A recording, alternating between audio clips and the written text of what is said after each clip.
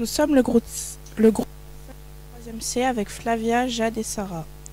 Aujourd'hui, nous allons vous parler du groupe contre l'individu. On a pris comme exemple de film L'ami retrouvé, qui nous explique le nazisme en Allemagne avant la guerre. Et on a réparti en 5 résumés qu'est-ce qui se passe dans le film. Du coup, en premier, on va vous parler du résumé de l'histoire. Ensuite, Hans et son passé, la montée du nazisme et de l'antisémitisme, le groupe contre l'individu et enfin la conclusion. Maintenant, je vais passer la parole à Sarah. Je vais vous expliquer le résumé du film. Alors, c'est l'histoire de Hans, un juif, et l'auteur a décidé à l'aide de flashbacks de nous montrer sa jeunesse dans une société nazie avec Hitler, un chef avec des idées antisémites. Durant leur jeunesse, Hans et Konrad deviennent amis. Mais les parents de Konrad, eux, soutiennent Hitler. Ils ont donc des idées antisémites et ne veulent donc pas que leur fils soit ami avec un juif, donc Hans.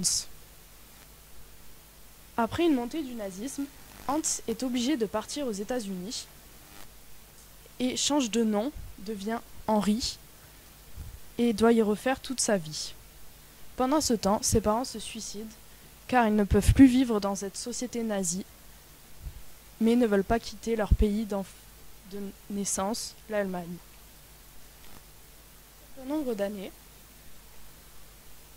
Hans veut savoir ce qu'il est arrivé à Konrad et a donc décidé de retourner en Allemagne et a appris que Konrad est mort des suites à s'être impliqué dans le complot pour lutter contre Hitler.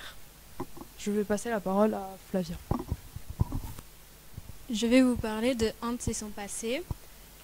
Alors Hans rencontre Konrad, ils deviennent très proches, ils vont en cours ensemble et rentrent de cours ensemble. Un jour, Hans invite Konrad chez lui, tout se passe très bien, il rencontre donc sa famille. Mais lors d'un opéra, Konrad et sa famille évitent Hans. On comprend alors que sa famille est antisémite. Je vais passer la parole à Jade. Je vais vous parler de la montée du nazisme et de l'antisémitisme. On voit un client du père à Hans qui découvre qu'il est juif et va donc l'insulter de Némon. On voit de plus en plus de gardes nazis qui défilent dans la rue avec des drapeaux nazis.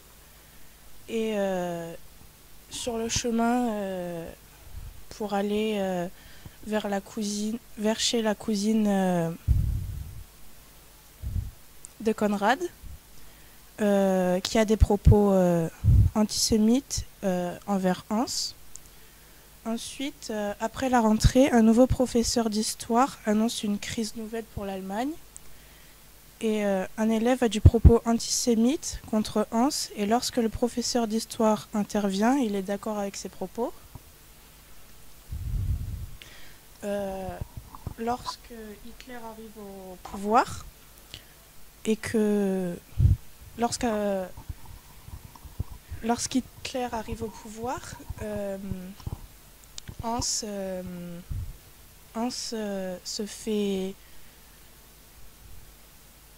fait humilier par ses camarades et même par Konrad. Maintenant, je vais passer la parole à Flavia.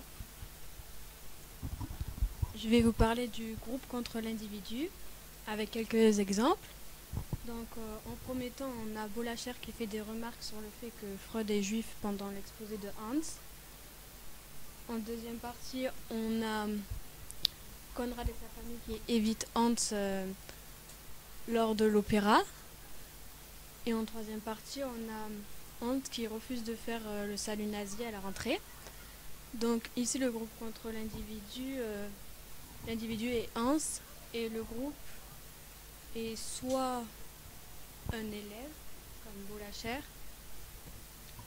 Au salut nazi, c'est la société après la montée du nazi.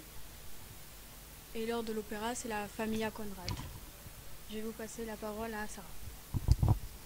En conclusion, On peut donc voir que Hans est souvent mis à l'écart parce qu'il est juif et a donc perdu toute sa famille et ses amis à cause de la société nazie.